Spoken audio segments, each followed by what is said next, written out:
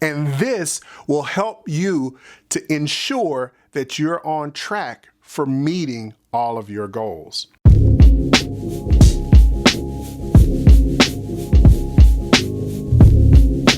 Hey everybody, it's me, AJ Golden, self-proclaimed money nerd and personal finance geek. And welcome to Personal Finance Made Easy. I created this channel to help you win with money by making concepts such as budgeting, saving, and investing simple and easy. In today's video, I want to talk specifically about budgets.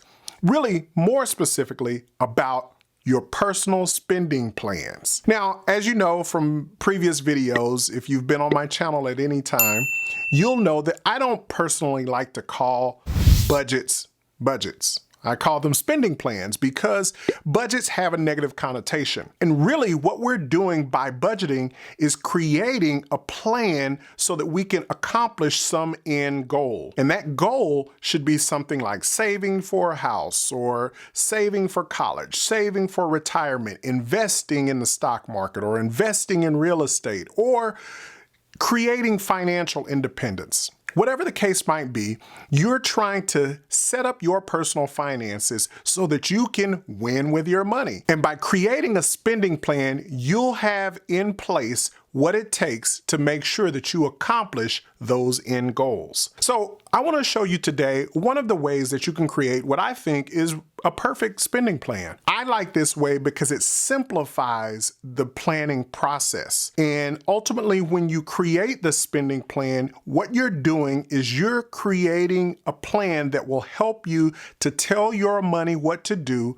prior to you receiving that money each pay period. Most times, spending plans or budgets are created on a monthly basis. So you'll have a monthly spending plan that accounts for all of the money that you'll receive in the month of, let's say, July, and all of the expenses that you'll have to plan for or prepare for in the month of July. So creating a budget or spending plan is vital to having a healthy personal finance. So I want to walk you through what I like to call budget buckets in order to create that spending plan. And these are simply the categories in which you need to allocate money toward to make sure that you're covering all of your expenses. Now, I like to break down these buckets in tens so that it's easy for me to understand the percentages that need to be allocated into each of these specific categories. And so I'm going to list out these categories. The first of which is your housing. Now, for your housing budget or the category for housing, you should set aside 3/10 or 30% of your overall income. This will allow me enough money to make sure that all of my housing needs are taken care of. Now, before I get too deep into this, I also want to make sure that I explain that when you look at these types of percentages, it's not written in stone. It's important for you to note that personal finance is personal. Just because I say or give a suggestion that these percentages should be ones that you follow or can be a guide, that does not mean that you won't allocate more or less to these specific categories. These are intended to be a guide to help you to get some sort of an estimation as to what you can begin to budget with. The next bucket is transportation. Now for transportation, you should allocate about 1/10 of your total income. The third bucket is food. I allocate 1/10 to food. And your fourth bucket is personal spending. Now in your personal spending bucket, it should encompass all of the things that you want to have discretionary spending toward. And I'll explain that a little bit more in a moment. I like to allocate 2/10 to personal spending. And then the fifth category is savings and investing. Here again, you should allocate 2/10 to your savings and investing bucket. And then finally, I look at my overall health bucket. That includes things such as co-pays that you'll pay at your doctor's when you go to the doctor, or even things such as insurance payments that you have to pay outside of your deductions that you have from your paycheck. I allocate 1/10 to my health bucket or my health allocation. Now let's talk a little bit more about the specifics within each of these buckets. When you look at housing, for instance, housing should encompass all things that are associated with your housing, which means it'll cover things like your mortgage, if you have lawn service at your house, ensuring that your insurance is paid for on your house. If you live in an apartment, it would be your apartment, renter's insurance, things such as that nature. Anything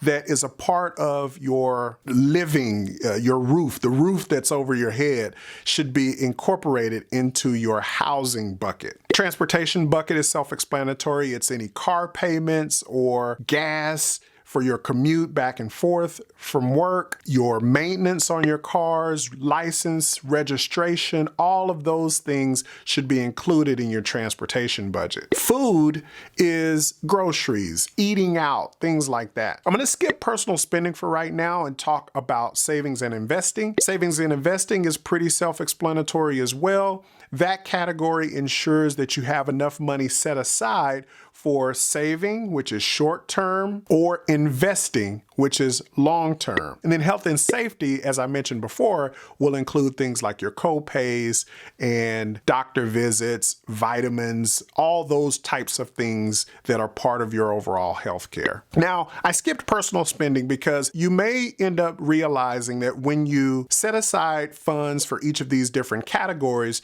you may come up short in some of those categories. And this discretionary bucket is one that will allow you to be able to allocate money into those other buckets if necessary. Otherwise, this category should be used for any other discretionary spending that you have. Things such as entertainment, eating out if you only allow your food budget to be groceries. This personal spending category should encompass all of those other miscellaneous types of things. Things like haircuts. I cut my own hair. It's pretty easy for me.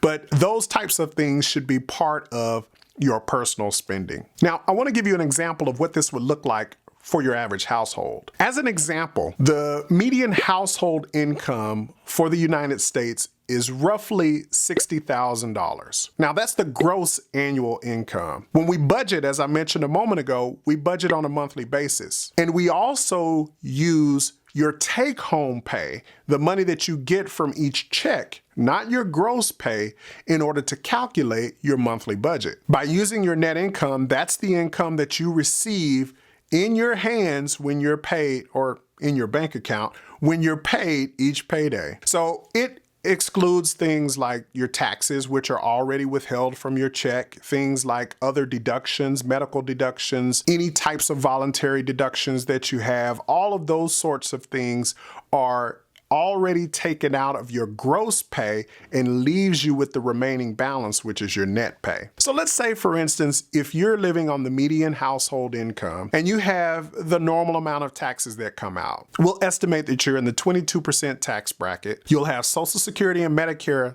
that is deducted, which is 7.65%. And on average, you'll have about 5% if you live in a state in which state taxes are deducted. Fortunately, if you live in a state where there are no state taxes, then you could exclude that amount from this calculation. But overall, we'll say that that adds up to 34.65% or 35%. Using that $60,000 a year income, you would have $21,000 in this example withheld just for taxes. That leaves you with $39,000 of net annual income. This is the money that you would actually take home in your paycheck every year. Now, if you break that down on a monthly basis, that would come up to $3,250 each and every month. If we go back to the tens method that I was explaining earlier, that would mean that your housing costs, if we set aside 30%,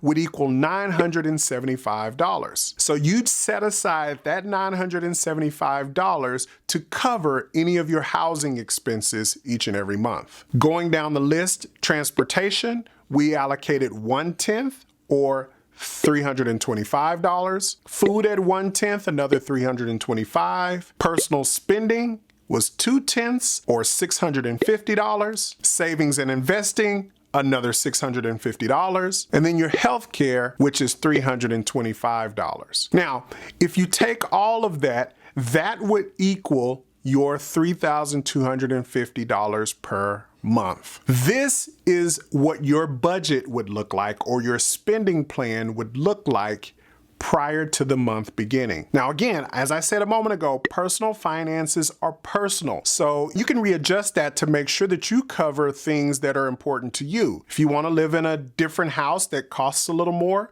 maybe you want to take money out of your personal spending bucket and reallocate it to your housing bucket. Same thing for a car. You want a nicer car. You should reallocate that money from one bucket to the other bucket. But in general, in order for you to ensure that you are not spending more money than you have coming in, you should make sure that you're allocating that money each and every month before the month begins. And this will help you to ensure that you're on track for meeting all of your goals. This is the way that I recommend you create a spending plan so that you don't get off track with spending your money on day-to-day expenses every month. I hope that this helps you find a simpler way to allocate your budgets and create a spending plan for your own personal finances. Until next time, you keep living on purpose, pursue your passion, and get the gold.